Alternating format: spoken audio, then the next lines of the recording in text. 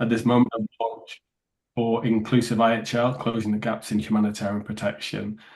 I think we use the term groundbreaking quite often, but I'm really think it's appropriate for this project, which is really the first time that you have a report that looks at IHL, looking at the protections that IHL looks to set out from an inclusion lens, really looking across different identities, gender identity, sexual orientation, age, disability status, ethnicity, and migrant status. So for us, this is a really exciting moment, and I really, want to thank all members of the expert network and Alice for leading this project. For us, we see this as a kind of key piece of work that sits within our broader set of tools we've been developing recently, including the Stockholm Manual, which is a tool to help guide humanitarian actors undertake more informed, more inclusive advocacy around IHL. We also have an advisory service on IHL that we give out advice to the humanitarian system around some of these issues. And I think this is a really unique report in the fact that it also contributes to our ability, selfishly, to do our work better, to be more inclusive and reflective on some of those humanitarian protections. But we also think this report is a real contribution to allies and others in the sectors that really want to better understand how, in this very difficult environment, we can collectively enhance meaningful limitations on violence, meaningful protective humanitarian outcomes. And that's not easy, it's not straightforward, but I think this report is a really important piece of analysis that hopefully will generate dialogue, conversations, and policy implementation recommendations. I do want to take a moment to make a specific thank you to the donors. That's ECHO and CEDA, Team Europe, Team Sweden.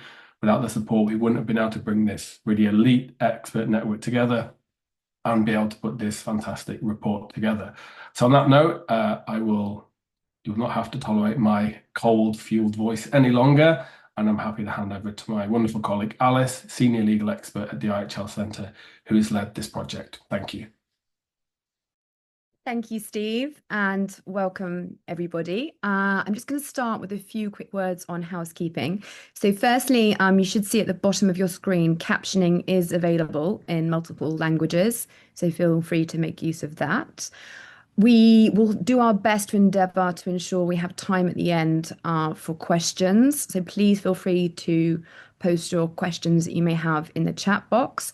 If we don't have time to respond to these, we will gather them up and we'll respond to them probably via social media in the coming days.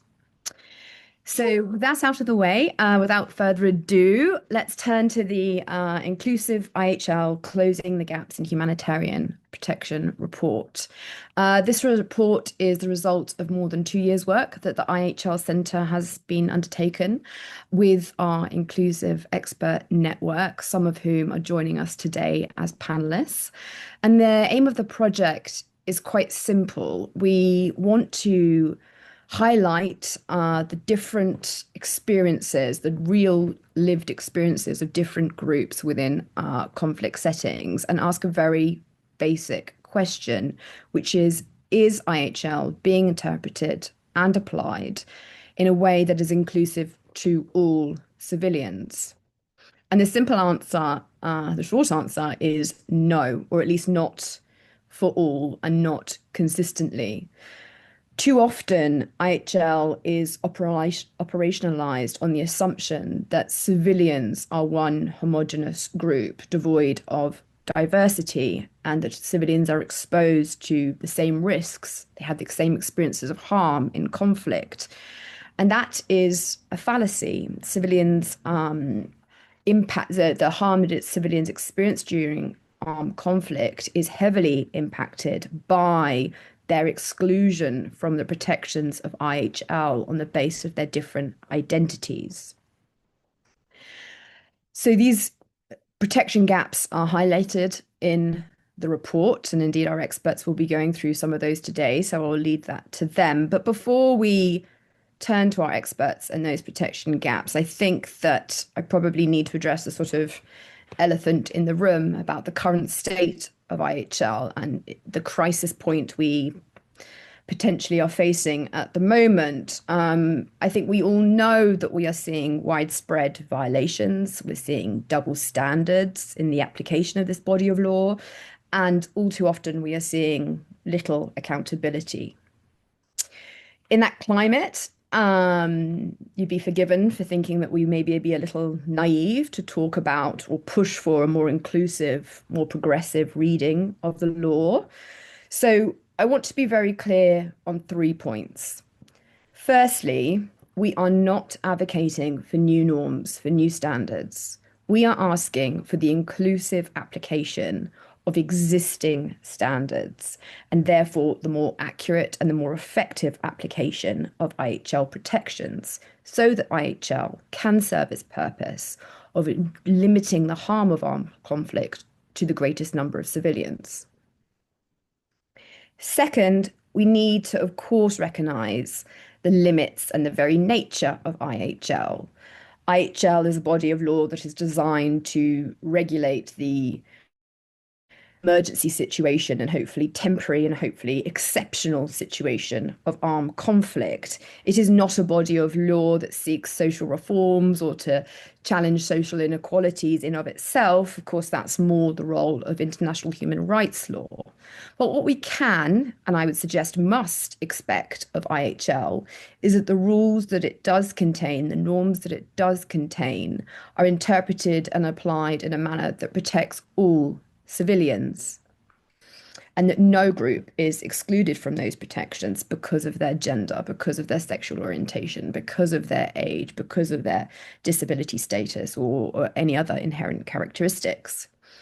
And thirdly, as a bigger sort of overarching argument, I would suggest that when IHL is under strain, which undoubtedly, undeniably, it currently is, the answer is not to retreat to the narrowest possible interpretations. I would suggest that the credible response to today's climate of the undermining of IHL norms is to insist upon clearer, more realistic, and more inclusive applications of these rules, the existing rules that we already have, because that is how the law can best be preserved and how it retains its legitimacy.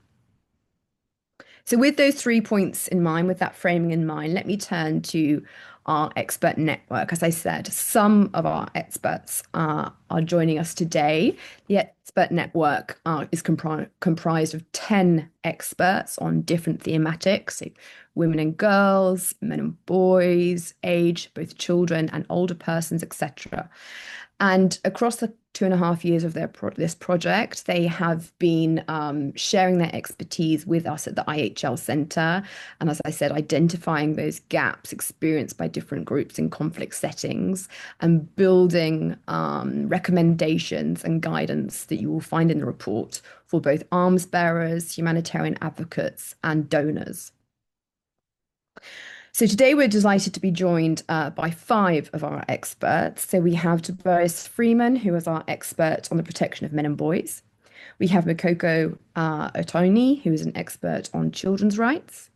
We have Claudia Mahler, who is the UN independent expert on the rights of older persons. Samuel Ritzel, who is the expert on LGBTQI plus persons. And William Pons, who is our expert on the rights of persons with disabilities. Thank you to all of you so much for all the effort and work you put into the project over the past 2 years, as well as joining us today. So Tobias, if I may, I'm going to start with you. So for many reasons, the inclusive protection of males is probably not an obvious protection concern for many.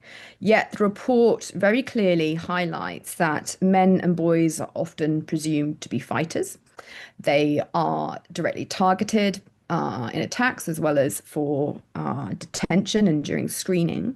So from your perspective, what are the most significant protection challenges faced by men and boys in conflict today, and how do you think we can advocate, or what should we be advocating for in terms of ensuring that IHL is applied to protect men and boys as well? Tobias. Thanks so much, Alice, and a pleasure to join you all today for the report's launch. I think one reason the inclusive protection of men and boys has not felt obvious or urgent in the IHL field is that civilian males are often viewed through a security lens, not a humanitarian one. In other words, with a degree of suspicion. I think the inclusion report shows that this produces predictable harm patterns across conflicts.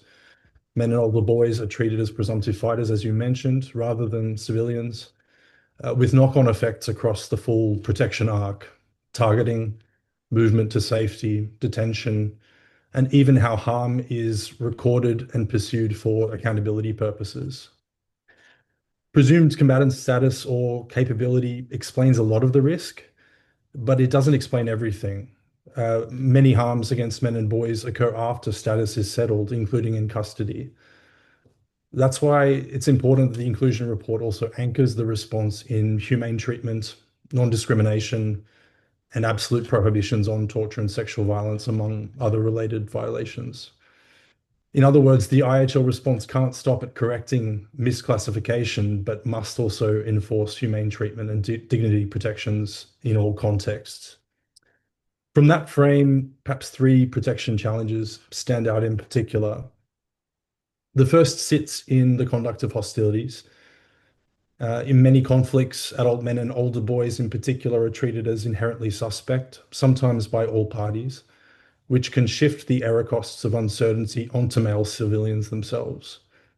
The report links this to a persistent bias that associates adult male civilians, really anyone from adolescence onwards, with combatant status. In practice, this can mean that they are more likely to be targeted, less likely to be treated as civilians in situations of doubt, and less visible in civilian harm assessments.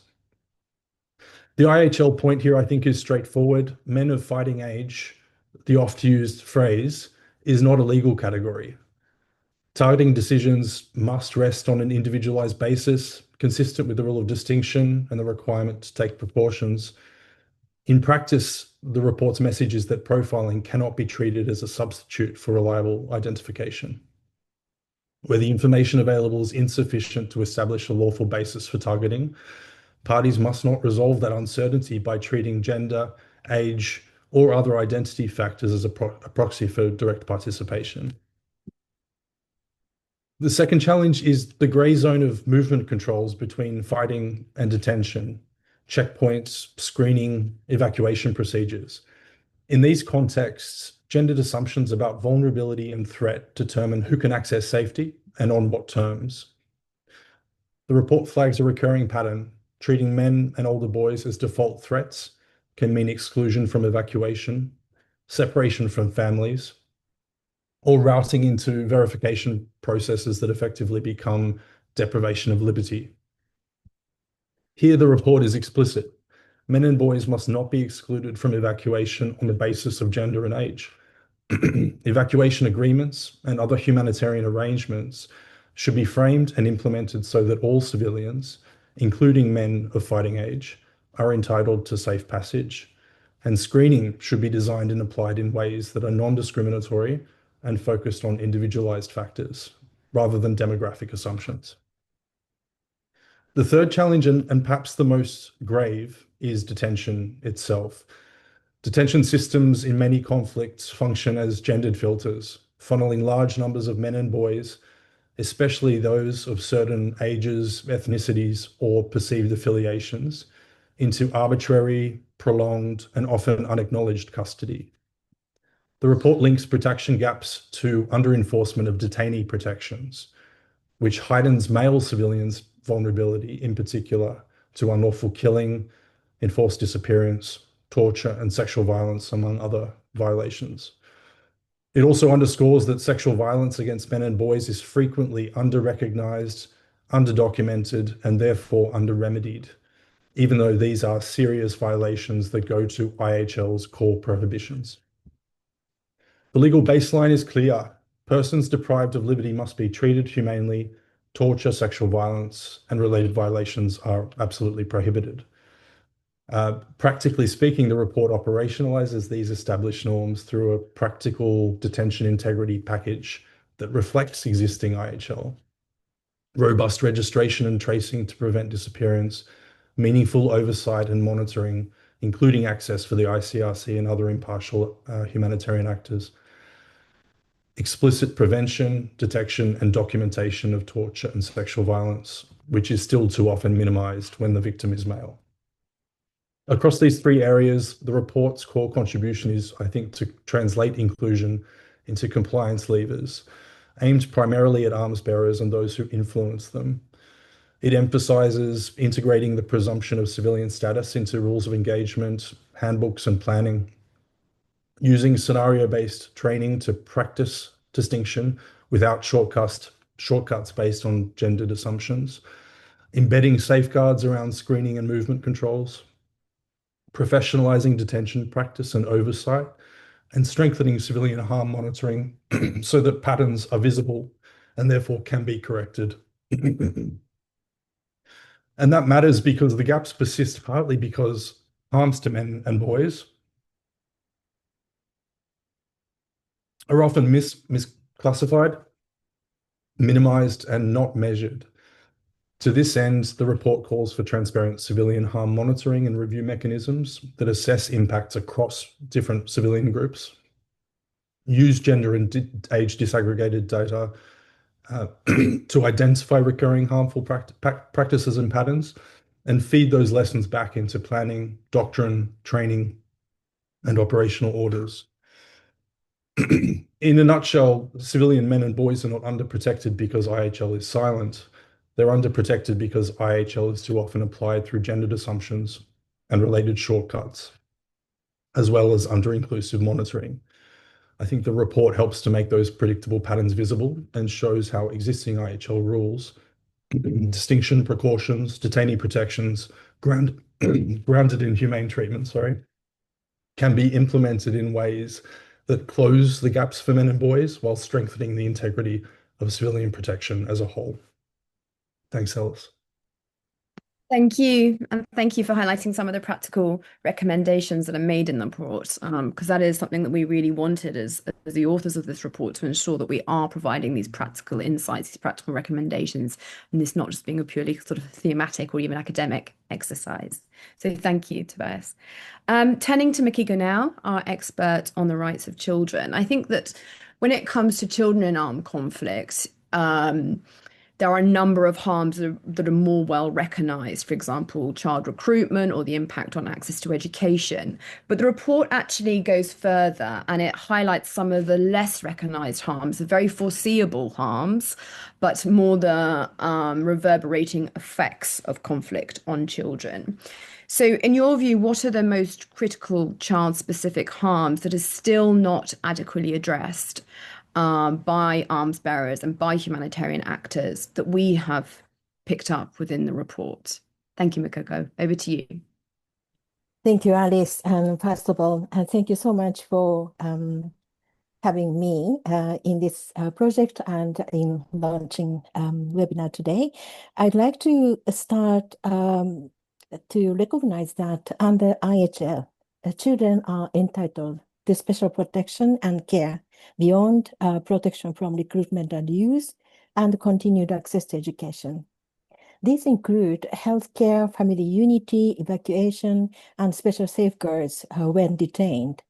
The special protection of children under IHL is complemented and reinforced by the Convention on the Rights of the Child and its optional protocols, requiring states to respect and protect a whole range of rights of children affected by armed conflict, such as right to life, survival and development, education, health, birth registration, non-separation from parents, and protection from violence and protection from detention, for example. In addition, the series of Security Council resolutions highlighted and condemned 6 grave violations against children in armed conflict to be monitored for ending and preventing. The international community has emphasized the vulnerability of the children. Their special vulnerability in armed conflict is intuitively foreseeable because of their dependence on parents and caregivers for survival, their limited mobility, smaller bodies, and their lack of knowledge about where and how to seek protection. This is why IHL provides special protection to children, but how harms children experience are different from adults and disproportionate have not been systematically taken into consideration. in decision-making due to lack of data, lack of documentation, lack of attention, or lack of understanding. So this inclusive IHL report is so important because it describes more broadly and in depth how experiences, challenges, and harms of children are different from adults and should be reflected in application of IHL and operations. In particular, proportionality and precautionary assessments, monitoring, data collection, and analysis. I'd like to highlight two most critical child-specific harms, which I think are still not adequately addressed by arms bearers and humanitarian actors, and also international community. First one is the disproportionate and long-term impacts of explosive weapons, including landmines and the unexploded ordnance, in particular when used in populated areas. Children are especially vulnerable to the immediate effects of explosive weapons in populated areas because of their physiology and increased exposure to these weapons, often suffering severe life-altering injuries or death.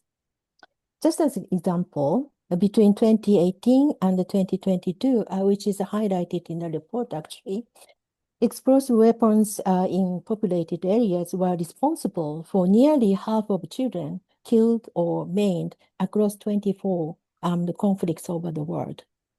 Children are exposed to explosive weapons in their places for usual daily lives and activities, such as at home, in daycare facilities, in schools, or on the way or coming back to the schools, and at playgrounds. These are usual places for the children's lives. But the risks of explosive weapons continue even after attacks. This is due to their natural curiosity and lack of awareness or understanding of the dangers. Children are more likely to pick up remnants of explosive, which they perceive just as shiny objects. Furthermore, children are more likely than adults to suffer complex blast injuries, including traumatic amputations and burns, due to their smaller body size and the physical vulnerability. Children's anatomy, physiology, and stage of development makes them uniquely vulnerable to burst, burns, and other conflict-related injuries. Explosive weapons can more easily kill a child for various reasons, such as that a child has lower body weight, a thinner abdominal wall, and cannot survive blood loss. Children are likely to experience penetrating head wounds and burns that affect proportionately greater surface area of the body and are more likely to lead to death, serious injury, and permanent disability. Injured children might not be able to reach medical care due to lack of separation from families and the destruction of local health services.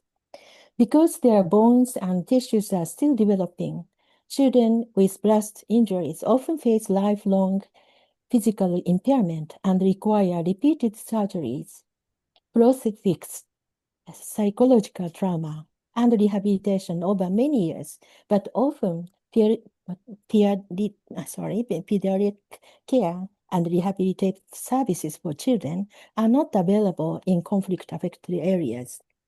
Conflict-related injuries often have long-term impacts on children's development, education, socioeconomic opportunities. The risk of explosive weapons in populated areas increases to children, in particular when children are alone without adults, due to the lack of child-sensitive evacuation warning and evacuation procedures. Early warning systems, evacuation instructions, and procedures designed generally for adults are not accessible for children who cannot read, do not have mobile phones, and rely on caregivers to receive, understand, and act on warnings. Where warnings are not child appropriate or do not allow sufficient time for evacuation of infants and children suffer foreseeable harms, including death or injury. The other child-specific harm, which I believe needs much higher attention, is the serious impact of armed conflict on mental health of children. Killing and maiming is included in the sixth grave violation against children in armed conflict in the Security Council resolutions. Under the definition of killing and maiming, it means any action that causes a serious permanent or disabling injury or scarring or mutilation to a child. Maiming can happen as a result of direct targeting or indirect actions, including crossfire, landmines, cluster munitions, improvised explosive devices, or other explosive devices. Incidents of maiming of children may lead to physical impairments, including severing of limbs and resultant mobility impairments, loss of vision or hearing, and severe burns or mutilation. These incidents may also cause trauma, even leading to psychosocial disabilities. In addition to physical injuries, children who survive armed attacks often face severe and lasting psychological harm. They are at increased risk of developing PTSD, depression, sleep disorders, separation anxiety, suicide and intrusive thoughts, aggression, and withdrawal from social contact. Such psychological and social impacts of armed conflict on children are profound and seriously concerning. Exposure to bombardment, displacement, family separation, detention, and the disappearance of caregivers, witnessing killings of or violation to family members or others, and the persistent threats of violence can result in toxic stress upon children. These incidents can happen in the context of military operations, house demolitions, search and arrest campaigns, or suicide attacks. Stress caused to children disrupts brain development and has long-term consequences for mental and physical health.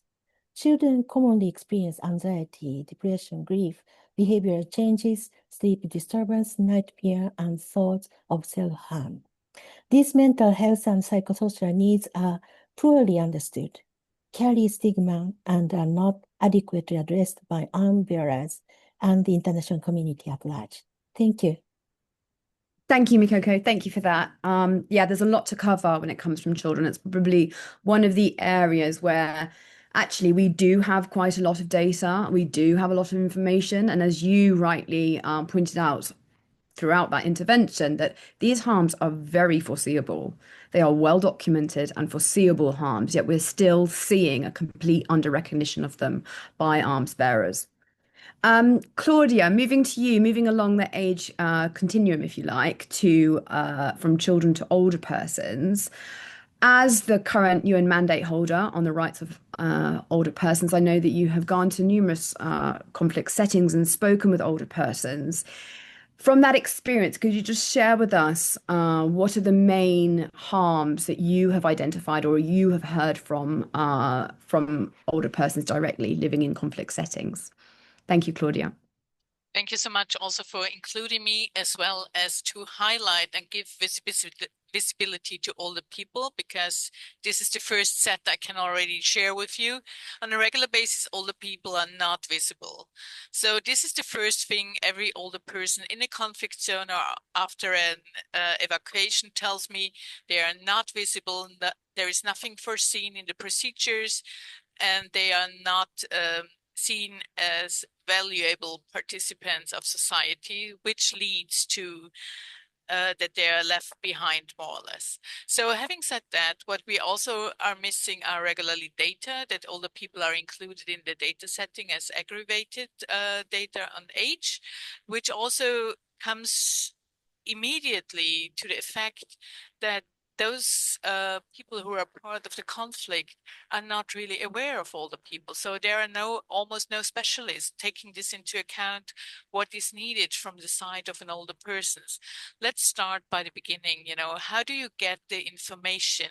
So a lot of older people tell me, most of the information and early warnings come digital. They are not digital literate. They are not quite sure if they can believe this kind of information, if they get it, and they are not 100% sure how to follow up on this. So we saw in practice that older people are not alerted and they are staying behind. Sometimes this has dramatic consequences, as we all know, because they are staying in the conflict zone. They don't manage to get evacuated because they are not seen. On the other hand, they also very often have their own age, self-ageism, which means, you know, we can stay behind, all the others should leave. We don't want to be a burden for the family or for society. This already indicates that we need specific tools to ensure that the needed support is there, either in getting the information in regard of mobility, in regard of support of their healthcare, but also taking into consideration that a lot of those older people have specific needs. So very often, and I'm sure William will also focus maybe on this, is that a lot of older people need support to move autonomously. In regard of getting support, we very often see that this is not manageable afterwards. Just think, you know, if you lose your glasses, you're not able to follow the signs. You're not able to read what is happening. And this is just a very small example how much our world is impacted if we are losing our support tools. And having said that, we very often see that, for example, care homes are staying behind and are not evacuated because there is no specific support in this regard. So take into consideration if there is a group of hundreds of older people which need support to be evacuated, this must be seen as a real joint version of getting them out of the building, ensuring that they still have their healthcare support, ensuring that they do get specific food, for example, and also making sure that their chronic support is still there. We very often also see that when especially the healthcare facilities are getting targeted, this has a huge impact on older people and disrupt their support services, as well as in specific areas where they regularly, let's think about not urban areas, but rural areas where they get support either from family members, if they are still there, or a couple of people who are supporting them from the community. But if all of them are leaving and leave them behind, there is no support at all. So they not only don't get their medication, there is hunger, there is nothing for their heating. And if their homes are targeted, there is no support there for them at all. So this is the main objective I very often get as a first impression. We need to be visible and we need to be seen and supported in ways which are feasible for us. The second thing I also would like to share with you is that older people are not spared. Whatever we just heard about, violence against people, this is also true for older people. In conflict areas, there is no older person which is spared either with sexual violence or whatever you can think of. But we never see the data on this. So this is also another aspect where we see that older age or older persons are not valued in the same way as others. But they are all protected by IHL law. But this is not taken into account. And I think this is something the report brings very well to the surface, that all these diverse groups are not really seen. And I think what we also need to take into consideration, a lot of older people are not only older people, there is a lot of intersecting. So they might be older people with disabilities, they might be older indigenous, they might be older migrants. So there might also be other issues like language or skills in regard of digitalization, as we said before. And another aspect I always got as a kind of feedback from all the people is they don't want to start from scratch again. So this is why they are also staying behind in the conflict zone. They don't see their future in a different country. They don't see their future in another part of the country. So this is also why they are staying behind. And another aspect why the combatants need really to ensure that they are taking care of all the people, inform them in a way which can be received, and also take into consideration what kind of specific needs must be taken into account to ensure that the evacuation gets smooth and secure. Another aspect I very often also hear from all the people is that if they get the information, they are waiting too long. So they are waiting too long because of all their, as I said before, self-ageism, and they're staying behind, but also they want to protect their land for their family members, and they think they are the ones who can stay behind, which also gives us a kind of hint that the combatants need really to ensure that they take care of the specific needs of all the people in these different settings, and must take into consideration that all the people have specific needs and must get the information in with more time than others sometimes, but also need to get support.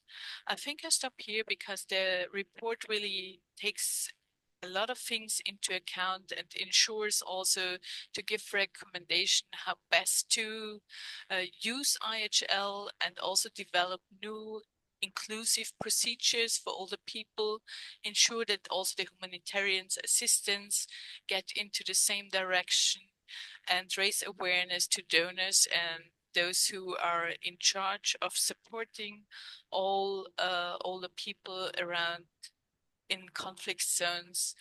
Thank you so much for raising awareness to this specific topic, and I really hope that we get more attention to the needs of all the people in these situations. Thank you, Claudia. Thank you. Yeah, you raised 2 points that actually are kind of red threads, if you like, going throughout the report. So the first is the issue of data, or rather the lack of disaggregated data, and the urgent need for that to make these groups and the harms that they experience more visible. The other point that you raised, which is an interesting red thread as well, is of course intersectionality. So although for the purposes of the report, I should stress that we do look at these groups collectively, so men and boys, children, older persons, etc. We are, of course, acutely aware that there is diversity within these groups, and no person just has one identity. We all carry multiple identities, and how these identities intersect will dramatically affect a person's lived experience of armed conflict. So thank you for also highlighting those 2 points. Samuel, I'm now going to turn to you. Samuel, our expert on LGBTQI plus persons. And again, this is another group where for so many it wouldn't be obvious to consider the additional harms, the very predictable additional harms that LGBTQI plus populations experience in conflict settings. But Samuel, maybe you could just highlight some of those and what you see as the most urgent protection risks that need to be addressed for LGBTQI populations living in conflict today. Thank you, Samuel. Great. Thank you, Alice, for that, and thank you all for being here today for the launch of this report, which I was really thrilled to be a part of. I think, just to kind of reiterate what's been said and what the report, I think, does a fabulous job kind of really defending and articulating, is that one of the central premises is that civilians are not a homogeneous category, and that IHL cannot function effectively if it treats them as such. Sexual orientation and gender identity are not peripheral identity markers. In many conflicts, they shape both exposure to violence and access to protection. I want to, in these remarks, identify 3 urgent protection risks. The first is that LGBTIQ populations are absolutely targeted in a discriminatory manner, and often as part of armed groups' efforts to terrorize through violence.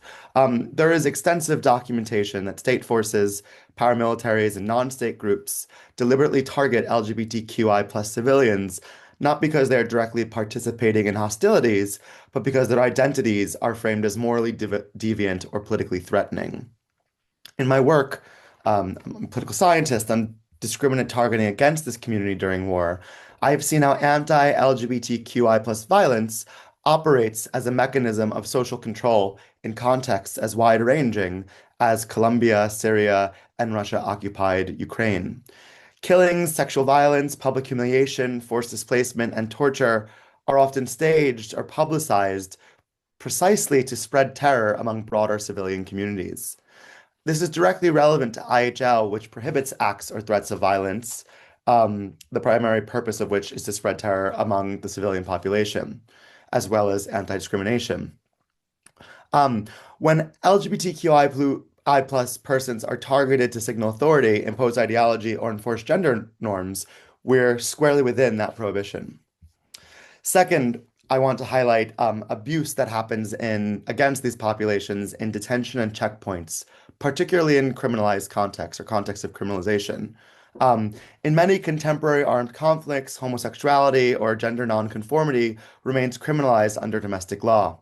This means LGBTQI plus civilians are not, as well as combatants, are not only vulnerable to arbitrary detention under the guise of security screening, but also to sexual violence, coercion, and extortion once in custody. These patterns implicate IHL in the obligation of humane treatment without adverse distinction. The inclusion report is very clear that humane treatment is context-specific.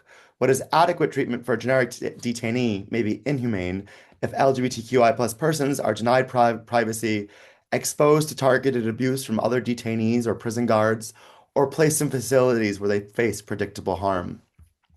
And the third risk that I would like to identify is exclusion from humanitarian protection and assistance.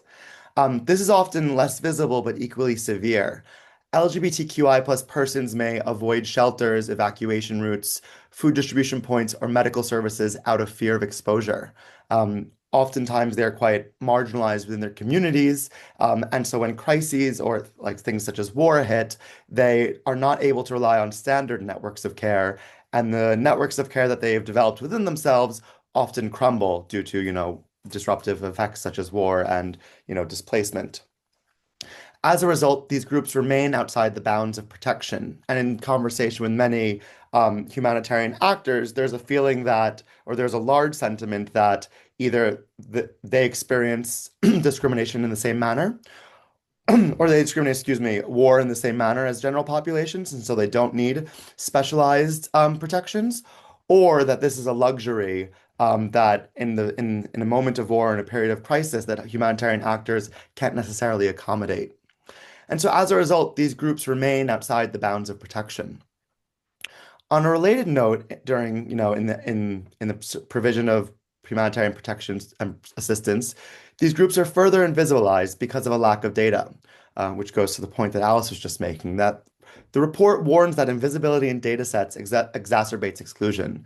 If disaggregated data does not capture sexual orientation or gender identity, or if humanitarian actors fail to consult local LGBTQI+ networks, then proportionality assessments, precautionary measures, and humanitarian programming will systematically overlook foreseeable harm.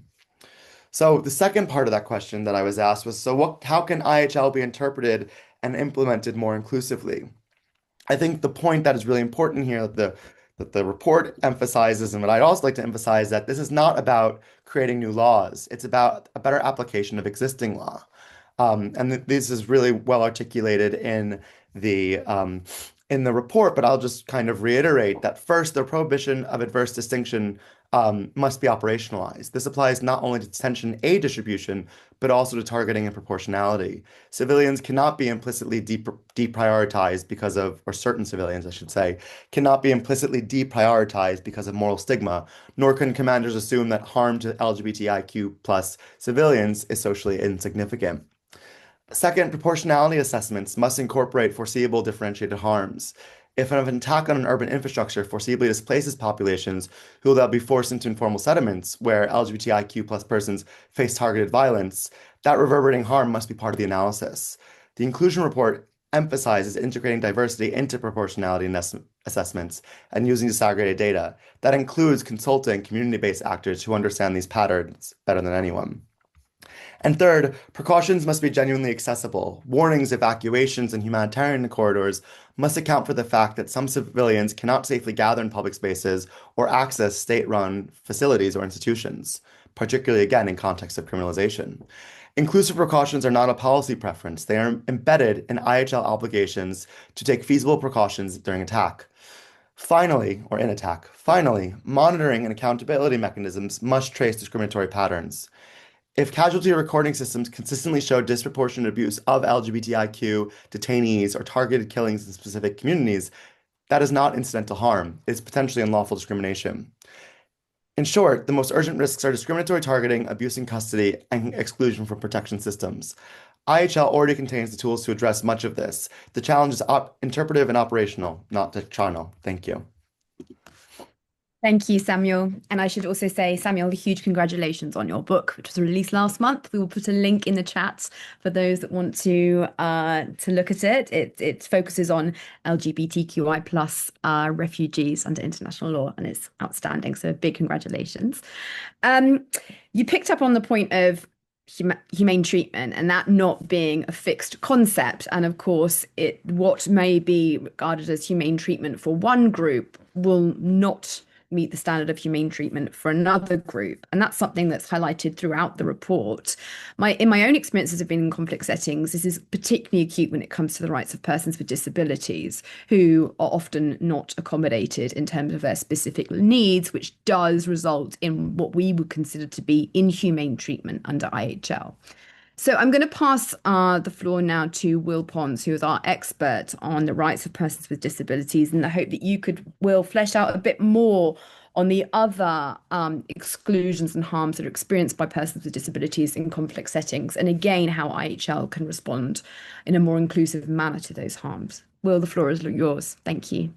Thanks so much, Alice, and it's an honor to be here and to have been part of this report. As the other panelists have said, it's absolutely excellent. I think it's excited to be a part of it and groundbreaking. I know, as Stephen said, we use that often, but definitely, I think this qualifies. So first, I sort of wanted to talk specifically about two key failures as it relates to how disability is considered in military and humanitarian decision making. And the report covers, I think, this very well. The other speakers also have discussed this, but these failures can have cascading effects on the protection and rights of persons with disabilities in armed conflict. And I really see two main ones. And the first one, which I think is probably one of the most important and was already mentioned, is a lack of adherence to the prohibition of adverse distinction. And this is seen through the failure to interpret and apply IHL in a disability inclusive manner.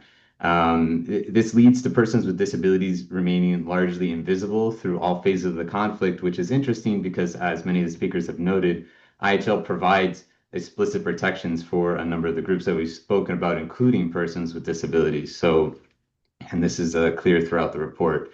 The second failure that I see is really closely tied to it and has again been spoken about a lot, but specifically a lack of disability disaggregated data. And this leads to a failure to properly account for persons with disabilities within military planning, humanitarian response, and even donor funding. But I wanted to place this in the term of practical, like what does this practically mean? What does this look like for persons with disabilities? And what does this look like for military decision makers and humanitarian decision makers? In the sense of proportionality assessments, these two failures of lack of data and lack of adherence to the prohibition of adverse distinction lead to proportionality assessments not considering the reality that foreseeable civilian harms of attacks are amplified for persons with disabilities. And this is due to the pre-existing barriers that exist within societies for persons with disabilities, but also the barriers that are created through armed conflict that then prevent persons with disabilities from accessing necessary humanitarian assistance or even fleeing to safety.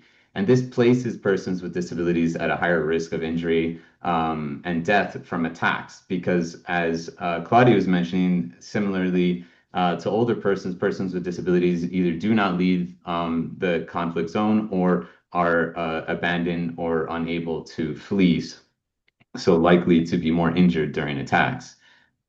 In addition, these failures lead to the analysis of reverberating effects of attacks failing to consider the amplified impacts that reduced capacity of things like medical systems or essential services have on persons with disabilities, as well as the degradation of infrastructure like roads. So persons with disabilities may not be able to access these vital services, even if they are operating at a reduced level. So these are some of the aspects that really come out as part of the failures. But the solution, as the report mentions and very well highlights, is that arms bearers can and should conduct disability disaggregated civilian harm tracking and casualty recording, and even in their after action review to determine the impact that attacks had on persons with disabilities. They also need to integrate disability-sensitive scenarios into their IHL training to become familiar with it, right? And this can be done through consultations with persons with disabilities and their representative organizations to allow for appropriate operational planning. And these then can be built into the rules of engagement and standard operating procedures as it relates to proportionality assessments and reverberating effects analysis to ensure that the impacts of persons with disabilities are brought to the forefront and the prohibition of adverse distinction remains intact.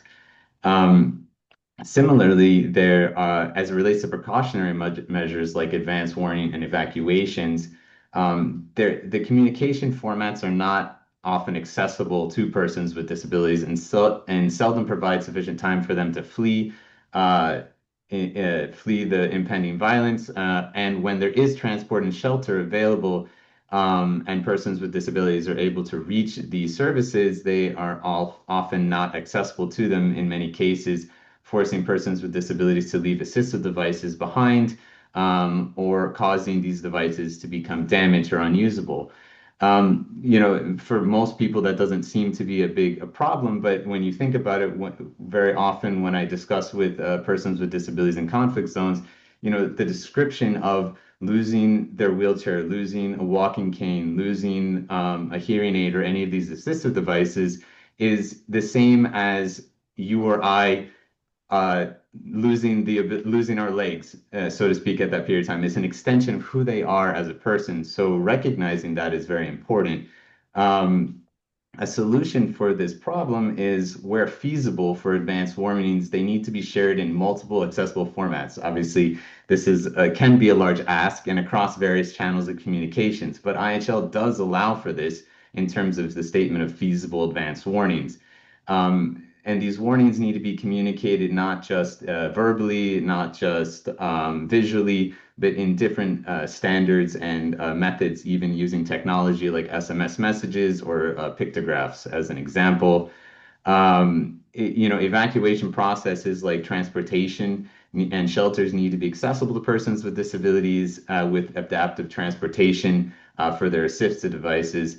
And really, training for checkpoint and humanitarian personnel should be received on how to appropriately address persons with disabilities that come into their care, to allow them to not confiscate assistive devices or other medical treatment for persons with disabilities that are necessary to their survival, but also to ensure the preparation and equipment of these shelters or camps or bunkers, places where civilians maintain their safety, are appropriately equipped for the needs of persons with disabilities. Another area where I think is important to talk about is with regards to detainees and prisoners with persons with disabilities, as they often face significant barriers to access food and water distribution, medical treatment, sanitary facilities, exercise areas, and education. And the report, I think, really illustrates how diverse the needs are, but also how inadequately they've been addressed. So this is, particularly lack of access to medical treatment and specialist facilities, rehabilitation, psychosocial support can have compounding impacts on the person's impairment and actually even create secondary impairments. So Really, for this one, I think it's important for detaining powers and humanitarian organizations who have access to these facilities to collect and use disability disaggregated data, right? And again, data throughout the entire report. The data needs to be used to modify or advocate for modification of these facilities, make them accessible to detainees and prisoners with disabilities, to ensure their access to food distribution and medical care, along with their needs. And when modifications can't be made, detaining powers should and humanitarian organizations should advocate for repatriation of prisoners and detainees with disabilities, to prevent them from being treated inhumanely or facing ill treatment based on that. Finally, as I know I'm running out of time very quickly, I just wanted to also come to the point of that when persons with disabilities are able to flee an armed conflict and do reach safety, and I mentioned this just briefly, that they often face continued risk of injury and death due to the fact that humanitarian access and assistance don't account for their disability-specific needs. And this is related to assistive devices, rehabilitation, specific dietary needs, and medical treatment. So really, parties to a conflict and humanitarian organizations must work with persons with disabilities and the representative organizations to really identify and map these specific needs that are essential to the survival of persons with disabilities, and also to ensure that they're incorporated into the relief consignments, these specific needs and delivery systems, but also to ensure that these things like assistive devices, are not improperly flagged or removed from the relief consignment. So, and just to say, I think this is all very well laid out in the report. So thank you, Alice. Thank you, Will. I'm sorry, I know all of our speakers have been sort of put under a tight time pressure by me. I wanted to try and keep this launch sort of short and sweet. So unfortunately, we've not had the time to take the questions that have come in. But what I will say is, the questions that have come in, we will respond to on social media. But I'm going to ask all of our experts to reflect upon this overarching question, which is, if you could make one practical recommendation to arms bearers today to better ensure the protection of the group that you speak to under IHL, what would that be? Maybe you could jot that down, and we will gather your responses and we will post them via socials, because I think it's these practical recommendations that are so integral to the report we really want to make sure are being flushed out. As I've said, this is the first of a series of launches of this report. We will be continuing to launch it in person events, including here in Geneva. And we also helped to workshop it with stakeholders, humanitarian protection advocates themselves. So please keep an eye out for the various events. And if you want to be involved in those events, if your organisation or your own office would like to have a workshopping of this manual, we would be delighted to offer that to you. So without further ado, I want to just thank our speakers so very much for taking the time to join us, and for all of you attendees for taking the time. Please do look at the report. Some of the groups that have been spoken to in the report weren't represented today, but the report does also cover women and girls, as I said, ethnic and linguistic minorities, as well as undocumented migrants. So please check it out. We hope the report serves as sort of to start a conversation and a beginning of a more inclusive and therefore more effective application of IHL. Thank you very much for joining us, and I wish you all the best for the rest of your days. Thank you.